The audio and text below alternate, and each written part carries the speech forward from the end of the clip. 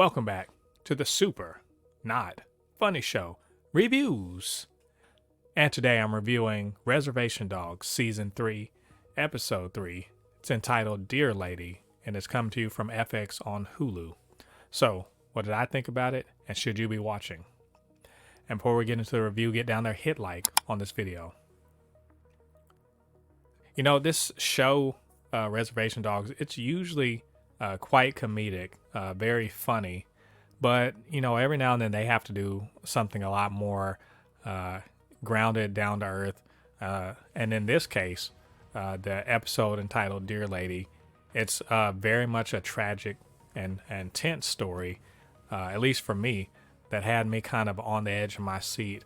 I'm gonna have to say that this show effectively conveyed a sense of dread and just tension, so much so I felt it literally in the pit of my stomach.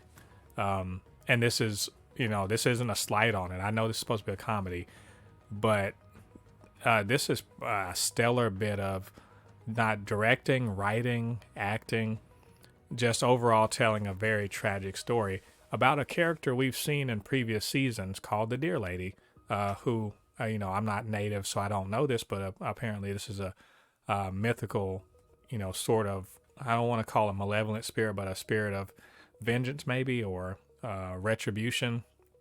And her whole MO has been punishing bad people, mostly bad men, but you know, as she says in this episode, some women also. And we've seen her previously in the previous season where she encountered Big and Kenny Boy, who were dealing with some people doing stupid things out in the woods.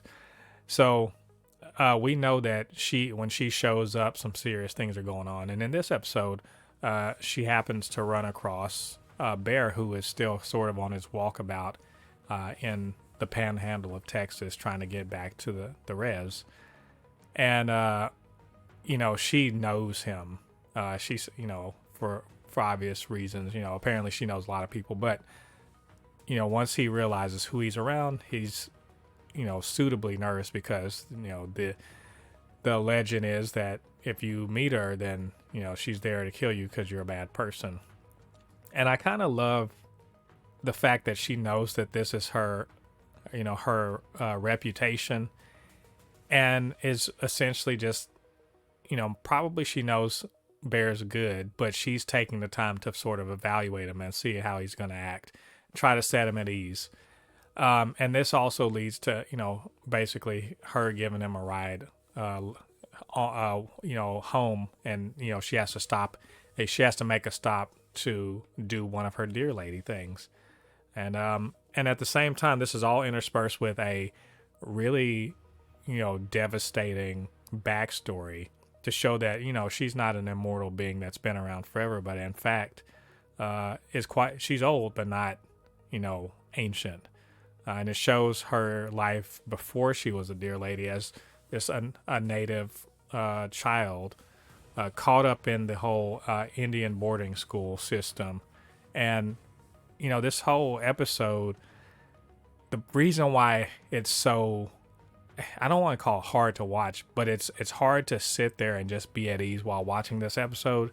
Not because we know that, you know, she's going to, you know, use her powers and to sort of deal with somebody who needs dealing with, but the tension is watching her as a young defenseless child swept up into a racist system with other young and defenseless children, to essentially have their heritage and their language beaten out of them, and to be indoctrinated into, you know, another people's religion, and just the horrible treatment. And I'm sure that, you know, they hint at a lot of the abuse and like just outright villainy that went on in these places. This place happened to be a Catholic school, but it was just, you know, tough to watch. It was because we know like another shoe's going to drop, something tragic's going to happen. And I want to like give a shout out to the young actors who played the young Dear Lady and her friend Coda. That's Georgianne Growing Thunder and Michael Podemsky Bedard. they were just, God, just basically the perfect kids to play these roles where you 100% feel for them, and they grow on you so fast, even though you know they're headed for something super tragic. And and watching just like the abuses and everything, it's so difficult. And that kind of makes it later on, when the young lady becomes the dear lady, where that it becomes so cathartic because some real retribution is about to come. Also, as usual, this show is unique in a way to me because this is a deer spirit basically shows up. Dear Lady is very much a spirit of sorts, and she also just exists in the real world. That's something really special about this show, where supernatural spirituality and everything coexists with regular old modern world things, and it's not really a thing to the people of this show. That they just are. They're not something to not to investigate, but not something that necessarily is something to get out of shape for or to be afraid of. It just is. And so I kind of look at it as the dear lady's, her becoming dear lady is just another thing that's a part of their world.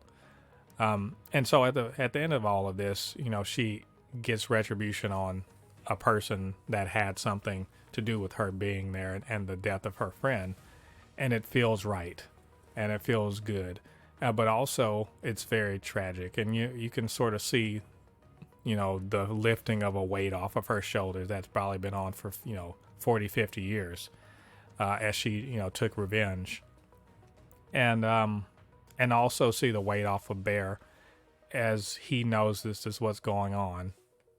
So overall, I think it was a very strong episode. In fact, probably one of the best episodes of the whole show. Not funny, as I said before, but very dramatic, very much suspenseful, and I think it plays to all of the right emotions for this particular one. And it humanized the dear lady. You got to see her as a person, as opposed to just a spirit that comes in and out and just sort of passes judgment.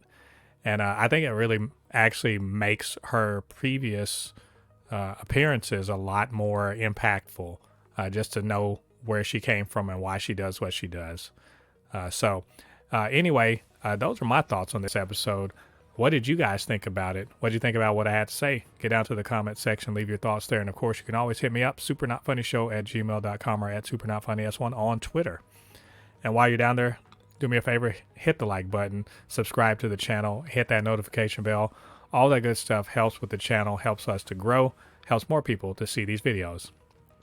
All right, thanks for joining me. Come back. Next week, we're going to be talking about episode 4 of Reservation Dogs. Until then, I've been Mo, your commentator extraordinaire on all things pop culture, and I'll see you guys on the other side of the thread. Peace.